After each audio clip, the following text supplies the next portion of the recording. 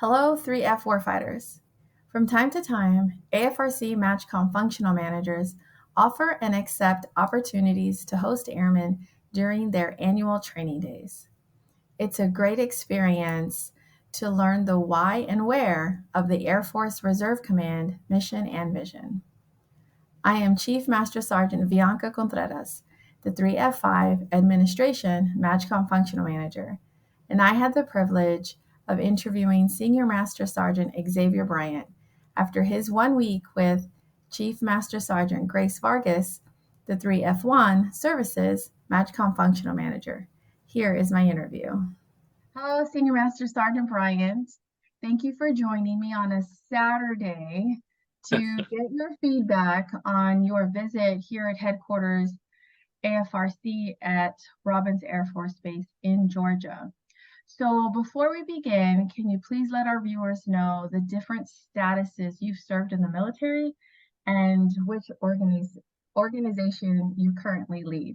Thank you, Chief Contreras, for this opportunity.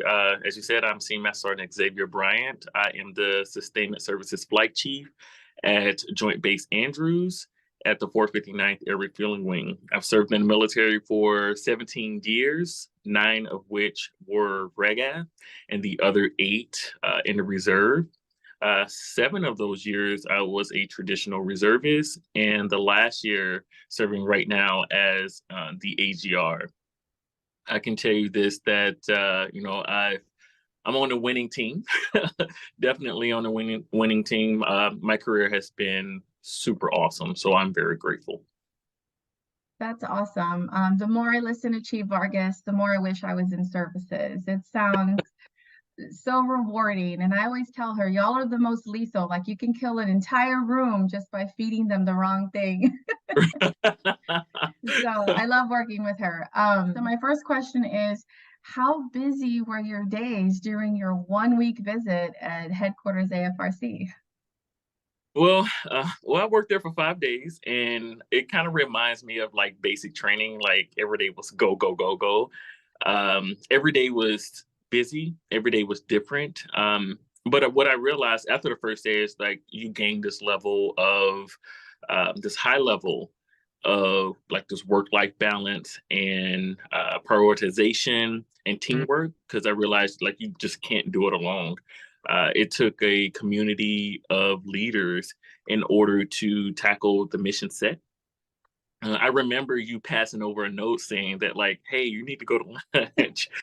But having that support system helps you take a bit of a step back and re-energize, because at headquarters, like failure is not an option. Yes, my days were busy, but the return on investment became a greater income stream of just knowledge and resilience. So I'm very grateful. So anybody that is reaching out to the AFRC or the MFMs, that they're always there to support. Yes, they're busy, but they're always there to lend a hand. No, yeah, we're always refreshed when someone comes and spends some time. I had someone there as well this week that I wasn't aware that was coming, but it was awesome. She sat next to me and I have her working on some projects and she seems very excited about that. So it's been great having you both. So for my next question, you hit a little bit on it already, which is great.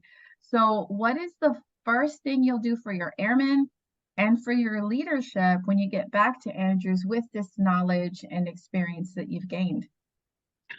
Well, at headquarters, I've learned 3 like successful concepts. That is, awareness is essential, train, train, train, and developing oneself or being able to seek some type of development. To my leaders, I will try to focus on like what are our major graded areas, what are our strengths, weaknesses, our opportunities, and our threats.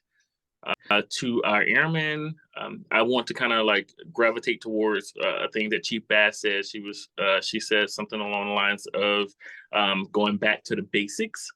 And I want to capitalize on that and state that we need to be brilliant in the basics or brilliant at the basics, because this is the basics of our job is the foundation of why we exist, and that's to fly, fight, and win.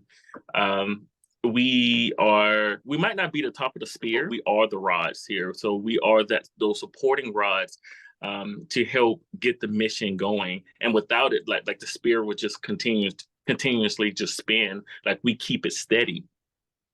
If you're not learning, you're not growing. And to me, I feel like our near peer competitors are constantly evolving. Well, our near peer competitors don't even have an NCO tier, which is super great. And I want our NCOs to understand that they are citizen airmen and they bring diversity in many different forms.